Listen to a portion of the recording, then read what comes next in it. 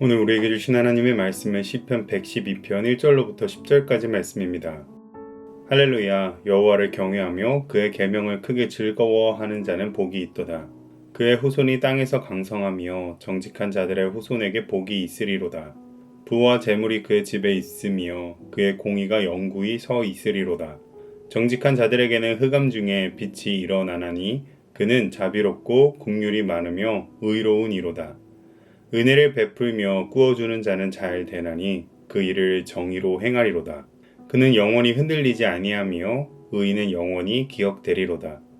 그는 흉한 소문을 두려워하지 아니하며 여호와를 의뢰하고 그의 마음을 굳게 정하였도다. 그의 마음이 견고하여 두려워하지 아니할 것이라. 그의 대적들이 받는 보응을 마침내 보리로다. 그가 재물을 흩어 빈궁한 자들에게 주었으니 그의 의가 영구히 있고 그의 뿔이 영광 중에 들리리로다. 악인은 이를 보고 한탄하여 이를 갈면서 소멸되리니 악인들의 욕망은 사라지리로다. 아멘. 사랑하는 여러분, 우리가 살아가는 세상은 하루도 바람 잘 날이 없습니다. 경제 위기, 전쟁과 재해, 질병의 위협, 인간관계의 갈등과 미래에 대한 불확실성이 시시때때로 우리의 마음을 뒤흔들죠.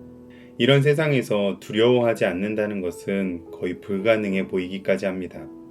그러나 오늘 본문은 세상이 줄 수 없는 담대함을 소유한 자들이 있다라고 선포합니다. 바로 여호와를 경외하는 의인들입니다. 세상 사람들은 환경이 흔들릴 때 함께 흔들리지만 하나님의 백성은 폭풍우 속에서도 뿌리 깊은 나무처럼 견고히 서 있습니다.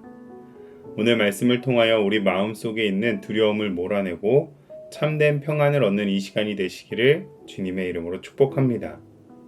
1절은 여호와를 경외하며 그의 계명을 크게 즐거워하는 자는 복이 있도다 라고 선포합니다. 여기서 의인은 흠없는 완벽한 사람이 아니라 하나님을 경외하고 그 말씀을 삶의 기준으로 삼는 사람입니다. 계명을 즐거워한다는 것은 말씀을 무거운 짐이 아니라 삶을 인도하는 나침판이자 기쁨의 원천으로 받아들이는 태도입니다. 세상을 두려워하는 사람은 세상의 소리에 귀를 기울이지만 하나님을 경외하는 사람은 하나님의 음성에 귀를 기울입니다. 의인의 담대함은 거룩한 경외가 세상에 속된 두려움보다 훨씬 더 크기 때문에 얻게 되는 것입니다. 또 의인의 담대함은 세상의 소리보다 하나님의 말씀이 그의 귀에 더 크게 들리기 때문에 얻는 것입니다. 즉, 두려움을 이기는 담대함은 무엇을 경외하느냐에서부터 시작되는 것입니다.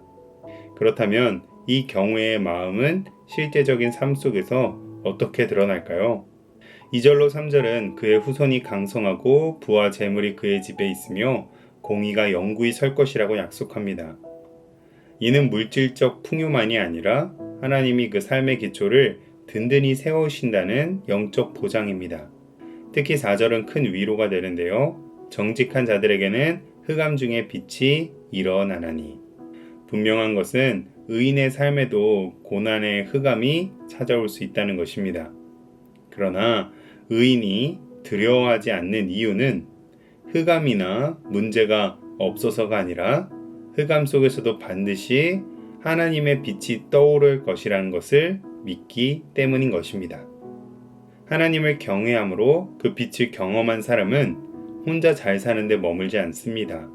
5절과 9절에서 멈추지 않고 끝까지 퍼져가는 빛의 특징처럼 하나님의 빛을 경험하는 자는 은혜를 베풀고 빈궁한 자를 구제하는 삶으로 나아갑니다. 이렇게 내 것을 아낌없이 나눌 수 있는 이유는 내 삶의 진짜 공급자가 하나님이심을 확신하기 때문입니다. 경외로 시작되고 하나님의 신실하심으로 확인된 이 믿음은 마침내는 흔들리지 않는 견고한 마음의 열매로 맺히게 됩니다. 6절부터 8절은 오늘 본문 말씀의 핵심입니다. 그는 영원히 흔들리지 아니하며 그는 흉한 소문을 두려워하지 아니하며 여호와를 의뢰하고 그의 마음을 굳게 정하였도다. 의인이 흉한 소문 앞에서도 흔들리지 않고 담대할 수 있는 이유는 마음을 하나님께 고정했기 때문입니다. 자꾸만 세상을 바라보면 마음이 흔들리지만 여호와를 의뢰하고 마음을 굳게 정한 자는 그 어떤 흉흉한 소문에도 굴복하지 않습니다. 다른 사람과 비교하고 세상의 유행을 곁눈질하는 것은 스스로 마음을 흔드는 일입니다. 반면 10절은 정반대의 길을 보여주는데요. 이와 같이 악인의 길도 10절에서는 보여줍니다. 악인은 이를 보고 한탄하여 이를 갈면서 소멸되리니, 악인은 하나님 없이 자기의 힘과 세상의 방법만 찾아 나서기에 자기의 힘을 넘어서는 위기 앞에서는 속절없이 무너집니다. 붙잡아 주시는 분이 계신 의인과 붙잡을 분이 없는 악인의 결말은 이토록 다른 것입니다. 그렇다면 오늘 나는 누구를 붙잡고 무엇에 붙잡혀 있습니까? 말씀을 맺겠습니다. 의인이 흑암과 죽음 앞에서도 담대할 수 있음을 보여주신 분이 있습니다. 바로 예수님입니다. 흉폭한 폭력과 죽음의 위협 앞에서도 마음을 아버지 하나님께 굳게 고정하시고 흔들리지 않으셨고 하나님께 얻은 담대함으로 자기 생명까지 아낌없이 나누어 우리를 부욕해 하신 예수님이야말로 오늘 시편 112편에서 그리는 의인의 원형이십니다. 우리가 두려워하지 않을 수 있는 이유는 결코 내 안에 담력이 많아서가 아니라 예수 그리스도를 닮아가며 그분을 의뢰하기 때문입니다. 그러므로 오늘 우리의 연약한 마음을 예수님께 온전히 맡기십시오.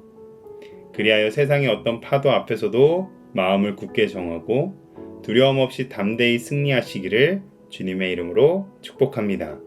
기도하겠습니다. 사랑과 은혜가 풍성하신 하나님, 오늘 두려움을 이기는 주님의 말씀 앞으로 인도하여 주시니 감사합니다. 세상의 흉한 소문과 병원한 무쌍한 환경 때문에 두려워하며 낙심하지 않게 하시고 우리의 시선을 오직 주님께로만 고정하게 하옵소서. 여호와를 경외하며 주의 계명을 즐거워하는 삶을 살게 하시고 흑암 중에도 비추시는 주의 신실하심을 경험하게 하옵소서. 내 힘을 의지하는 악인의 길이 아니라 우리를 위해 자신을 흩으신 그리스도를 닮아 이웃에게 은혜를 베푸는 넉넉하고 굳건한 믿음을 허락하여 주시옵소서. 예수님의 이름으로 기도합니다.